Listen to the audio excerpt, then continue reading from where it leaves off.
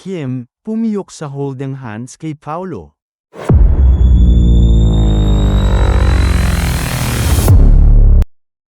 May paliwanag si Kim Chiu tungkol sa mainit na pinag-usapang caught in the act holding hands nila ni Paulo Avellino kamakailan.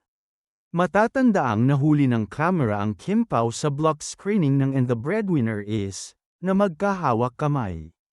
Well, hindi naman talaga holding hands kundi hawak ni Kim ang kamay ni Pao na parang boyfriend o asawang hinihila habang dumadaan sila sa likod ng kamera.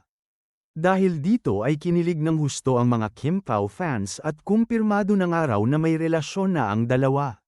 Sa latest interview ni MJ Felipe ng ABS-CBN sa Kim Pao ay natanong sila kung ano ang kwento sa likod ng holding hands. Say ni Kim, nasa gilid lang daw kasi si Paulo nonch time na yon. Ayaw niya talagang nasa gilid lang siya.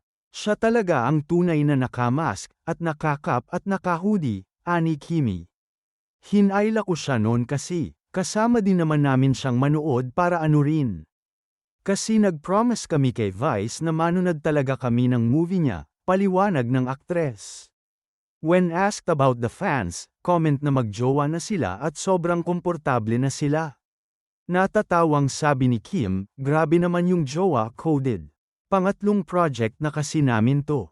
Ang tinutukoy ni Kim na pangatlong proyekto nila ni Pao ay ang first movie nila na My Love Will Make You Disappear. Sabi naman ni Paulo, si Kimi naman talaga, parang siguro, sa tagal na rin naming nagkatrabaho, naging komportable na rin kami sa isa't isa at kumbaga, ito na nga rin, may bago kaming pelikula, so hindi ko na rin alam ang sinasabi ko sabay tawa. Natanong din ng aktor kung ano ang reaksyon niya na laging tinutukso si Kim sa kanya sa It's Showtime.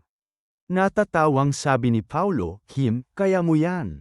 Mabuti na lang, wala ako sa Showtime. Say naman ni Chanite Princess, ganun lang talaga kami doon sa Showtime, asaran, biruan.